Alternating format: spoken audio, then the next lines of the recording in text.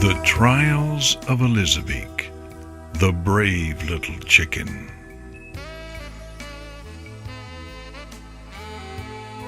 By Brony Writer.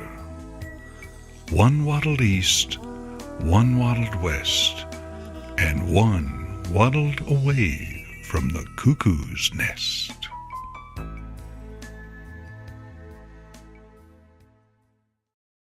Deep breath in, deep breath out. Ruffle wings, turn head left, then right. Scratch, scratch, scratch at the ground. Centered, focused, calm, collected, at peace with the world. As the big hornbird pony's sun descended and disappeared over the horizon, I found myself basking in the last warm rays that it had to offer, before the blue horned pony's moon rose and made its presence known in the night sky. Such is the natural order of things, now, before, and going forward. We chickens have no such powers, and no intricate knowledge of such events, but we benefit from the ponies just the same. Such is life. I took another deep breath and turned my gaze from the sinking sun and towards the dark forest. Long have my people feared it, and even the yellow bird pony, for all of her power, dares not go near it and trembles at the mere idea. I myself could hardly blame her for her fears. There are many beings inside that would make quick work of a chicken, so there surely must be something that could defeat even our caretaker. I fluttered my wings nervously at the thought of entering the forest, and I tore my eyes away from it. It is best not to dwell on such things if there is no need. But was there a need?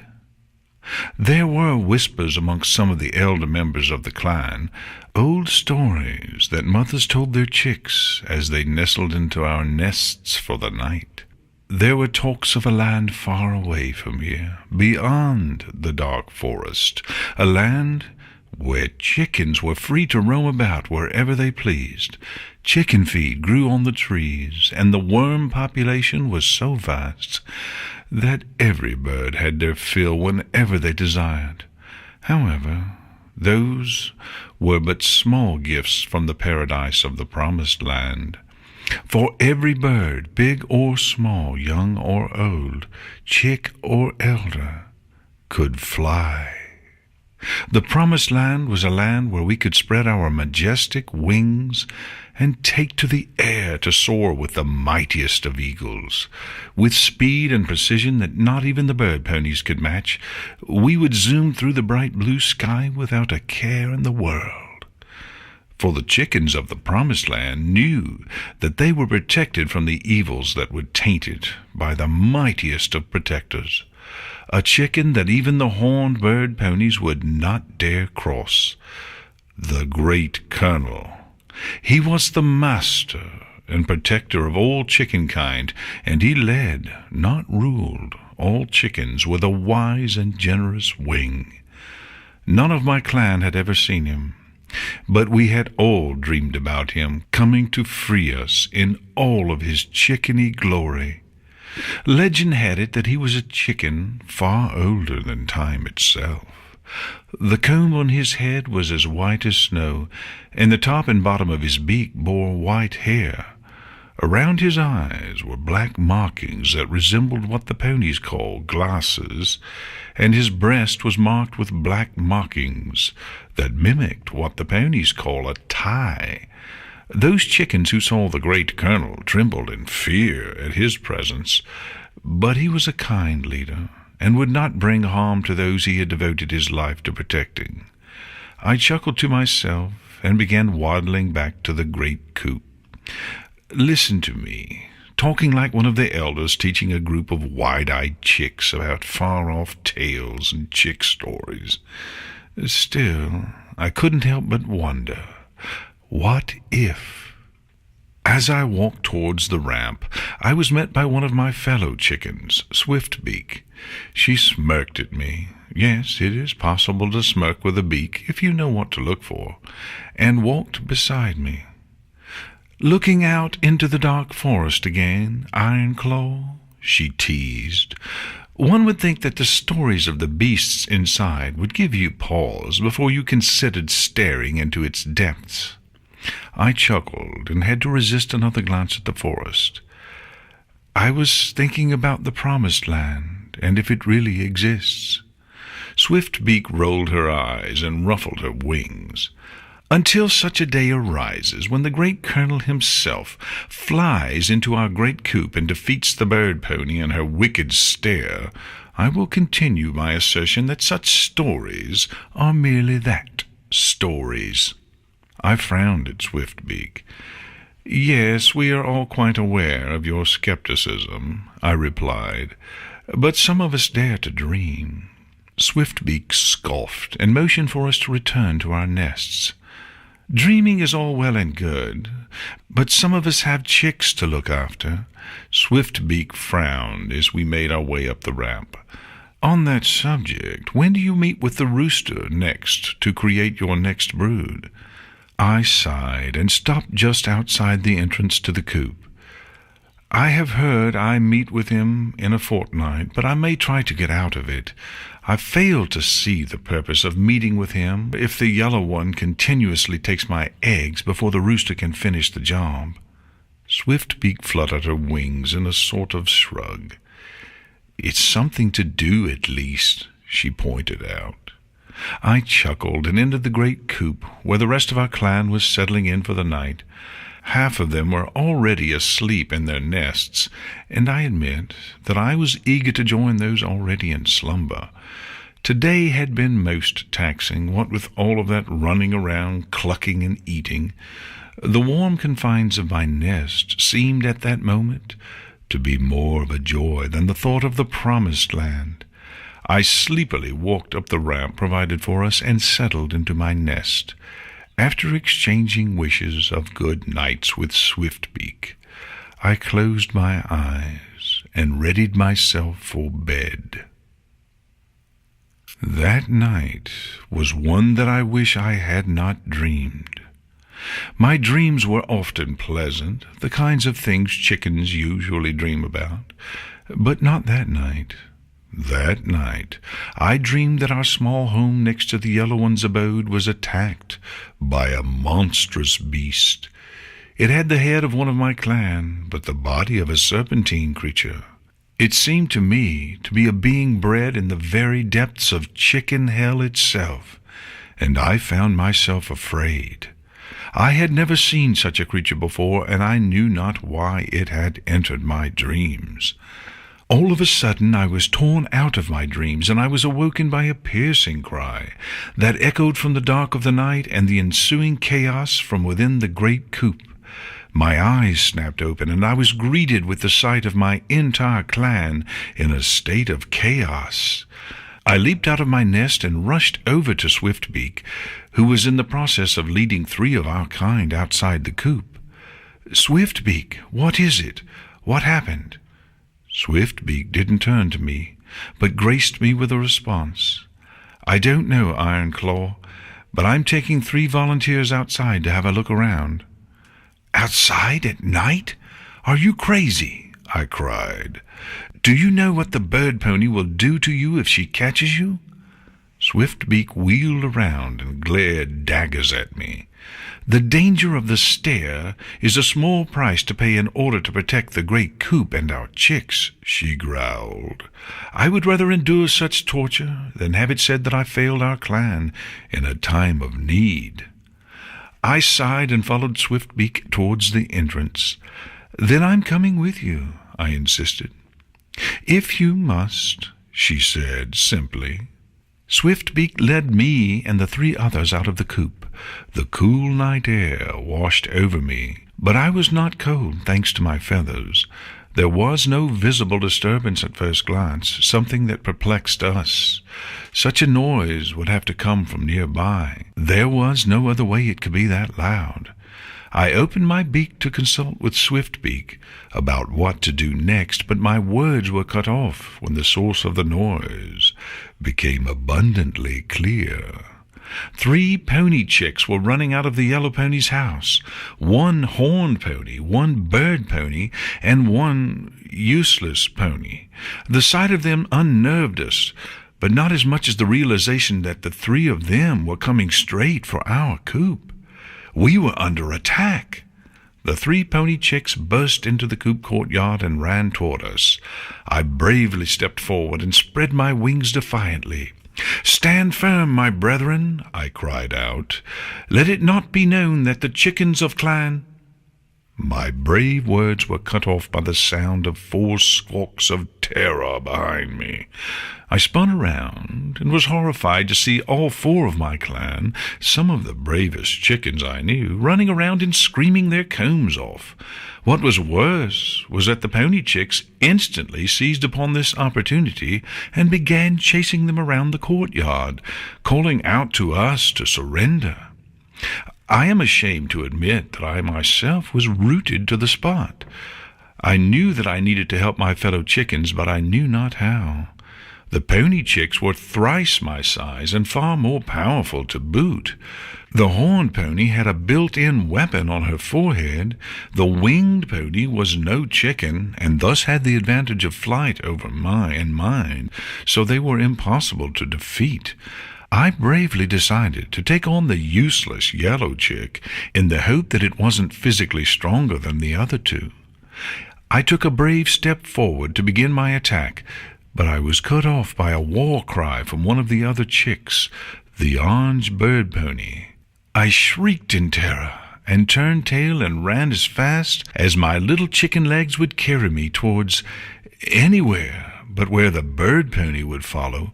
She repeatedly called over to me, demanding that I surrender and come over to her. But I was not foolish, as she surmised. She must have realized that I was the strongest of our clan, as I was the only one not clucking silly things like retreat and run away, we're no match for them, and I want my mommy.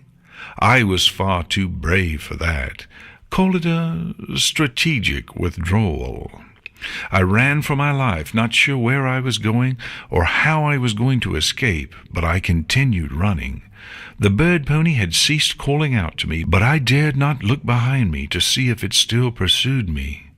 All of a sudden, the most glorious sight known to chickendom appeared in front of me, a hole in the fence the yellow pony made, surrounding the courtyard. I didn't pause for a moment to wonder where it had come from. I merely ran as fast as I could. The hole was just large enough for me to squeeze through, which meant that none of the pony chicks would be capable of following me through. Well, none except the orange bird pony chick, who could merely fly over. I prayed that was not the case. I chanced to glance back towards the courtyard I had just escaped from, and saw that the orange chick had shifted her attention from me to Swiftbeak. I rued that she had to be bait, but it was worth it if I could make good my escape. I continued onwards, scarcely looking at where I was going. The moonlight was the only thing that lit the ground in front of me, and I considered it a blessing that it was nearly as bright as the sun itself.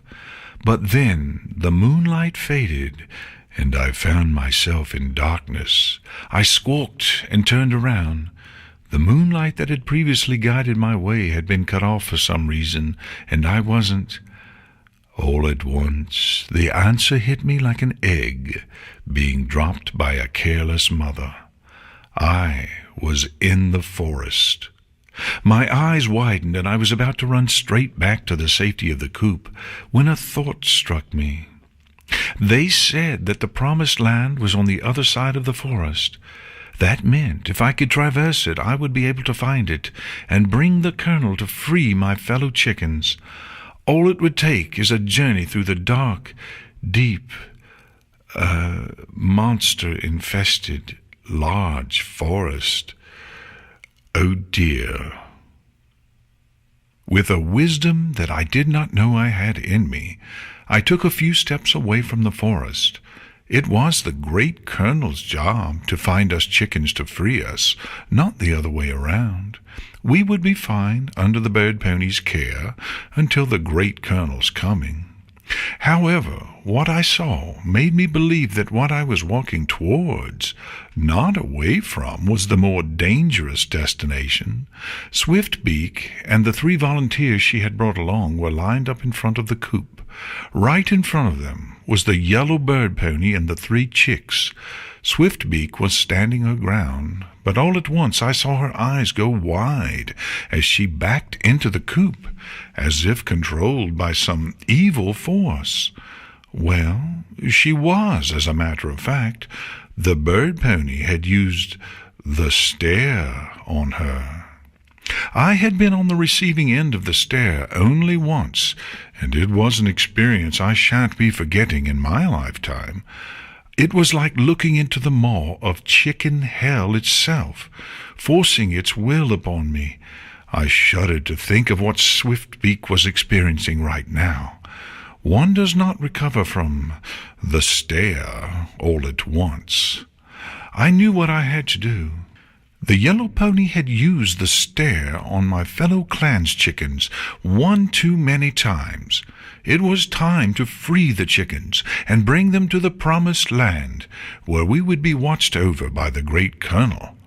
I turned tail and bravely walked into the forest.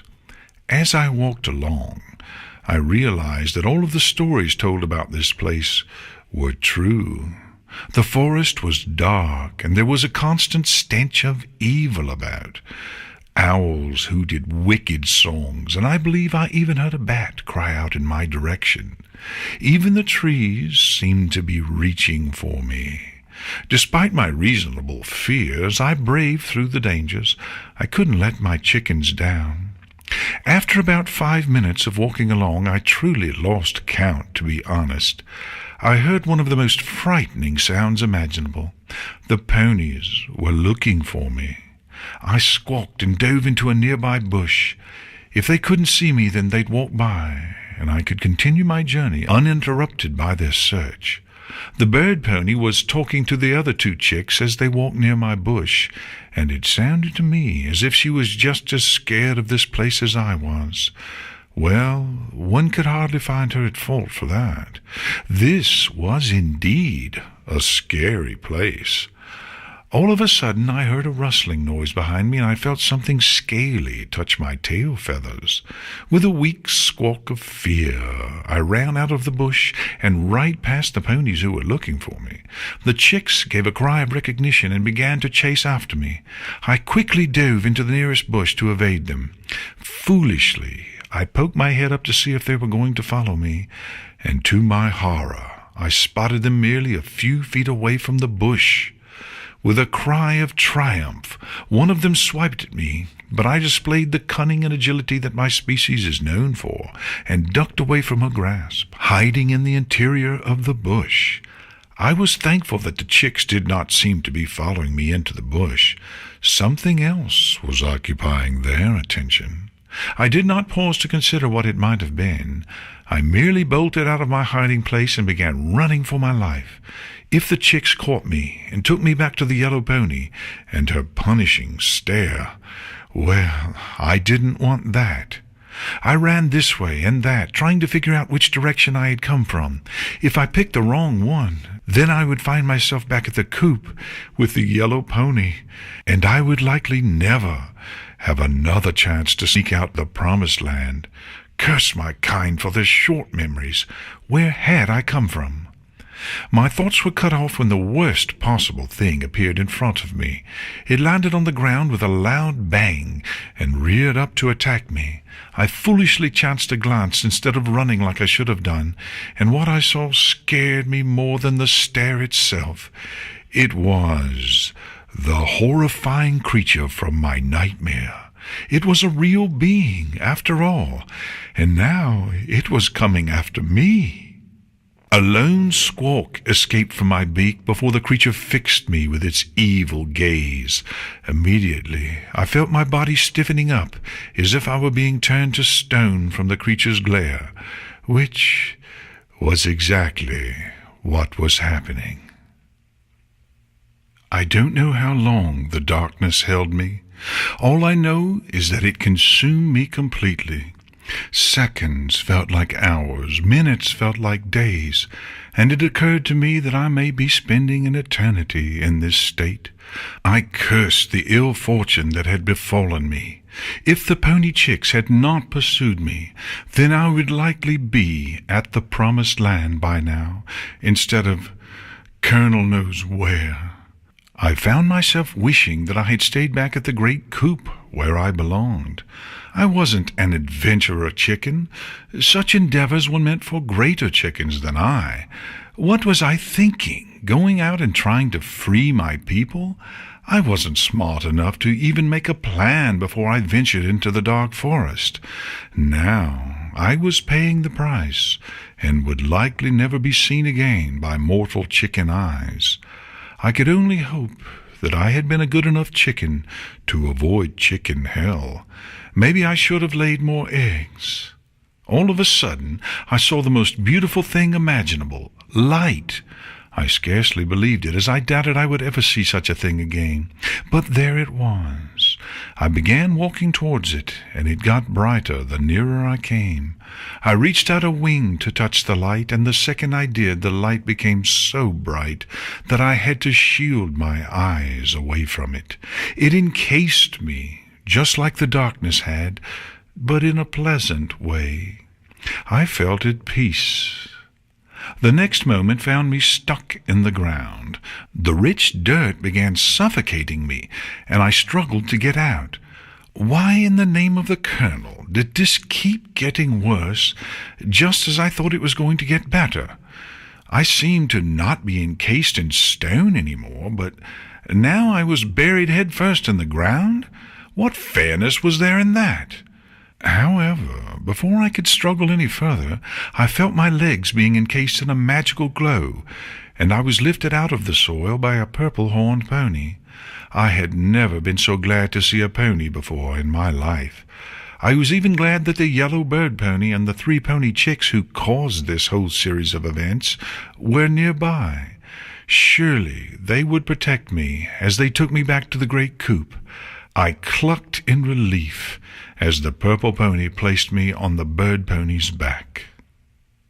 The walk back to the coop was uneventful, save for the moment where the yellow bird pony flew over the fence and herded me back into the coop. I was too worn out from the events of the past hour to disobey her, not that I probably would have anyway. I was immediately surrounded by my entire clan the second I walked through the door. They bombarded me with a flurry of questions about where I had been and what I had been doing, but I was in no mood to answer all of them. I merely raised a wing to silence them and cleared my throat. Ladies, all I can tell you tonight is that I went to find the promised land after my escape from the courtyard. I went into the dark forest and met many fearsome creatures, the likes of which I do not wish to describe. The yellow bird pony and the chicks rescued me and brought me back here. That is all. I stretched my wings and tiredly walked up the ramp to my nest. It had never seemed so welcoming before. Fluttershy sighed as she cleaned up the tea set that she had taken out during Twilight's visit. As much as she liked spending time with her friend, the events of last night had taken a lot out of her, and not even the caffeine that came from the tea was going to keep her from a lovely nap. She had about an hour before she had to feed her animals, so she could get a few winks in. She placed the last cup on the tray and was just about to transfer it to her back when she heard a familiar squeaky noise behind her. She smiled and turned around to see Pinkie Pie pronking towards her with her trademark smile and a pink box balanced on her back. "Good morning, Pinkie Pie," Fluttershy greeted. "How are you today?" "Oh, I'm just superific," said Pinkie Pie happily. "I just came by because we had some leftover cupcakes at Sugar Cube Corner last night, and we need to get rid of them so we can bake fresh ones for the lunch rush this morning. So I came by to see if you wanted a few, especially if the Cutie Mark Crusaders or Twilight or Rarity was still here." Fluttershy giggled. "No, they left a while ago, but I'll take the cupcakes anyway," said the Pegasus. She walked next to Pinkie Pie and extended a wing, allowing the pink pony to slide the box of cupcakes onto Fluttershy's back. When the cupcakes were transferred, Fluttershy opened her mouth to thank Pinkie Pie, but all that came out was a rather spectacular yawn that triggered a quizzical look from Pinkie Pie. "Is something wrong?" the pink pony asked. "You seem really tired today." Fluttershy chuckled and shook her head. "Nothing's wrong. I was just up late last night with the Crusaders. Sweetie Belle was singing loudly and woke up all of my chickens, and they started making quite the ruckus. One of them got out and went into the Everfree Forest, so we had to go get her." "Sounds like a rough night," said Pinkie Pie sympathetically. "You really did need these cupcakes today." Fluttershy nodded and adjusted the box on her back. "It wasn't so bad. I did have to stare down a cockatrice and to save Twilight and Elizabeak and prevent the Crusaders from being turned into stone. Oh, and I was half turned into stone myself, but I don't want to talk about that part." Fluttershy tried and failed to stifle another yawn, and she shook her head to wake herself up a bit. "What I don't get is why Elizabeak went towards the forest in the first place. All of my animals know not to go in there." "She was probably trying to find the Promised Land," said Pinkie Pie. Fluttershy sighed and nodded. "Yes, I suppose that." Fluttershy's words were cut off as Pinkie Pie's statement registered with her. She frowned at the pink pony and cocked her head.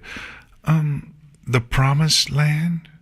Pinkie Pie's grin widened, and she began bouncing up and down. "Yeah, the Promised Land. You know, that land beyond the Everfree Forest where the chickens roam free and can fly, and there are worms everywhere, and they're ruled over by this benevolent colonel who is going to free all the chickens everywhere someday." Fluttershy blinked confusedly. I've never heard of the Promised Land." Pinkie Pie's grin faded, and she stopped bouncing in mid-air and gently floated to the ground. She cocked her head and raised an eyebrow at Fluttershy. "You mean you've never been?" Fluttershy uneasily shook her head, and Pinkie Pie shrugged. "Don't worry, I'm sure you'll go someday." With that, Pinkie Pie said goodbye to her friend and bounced away.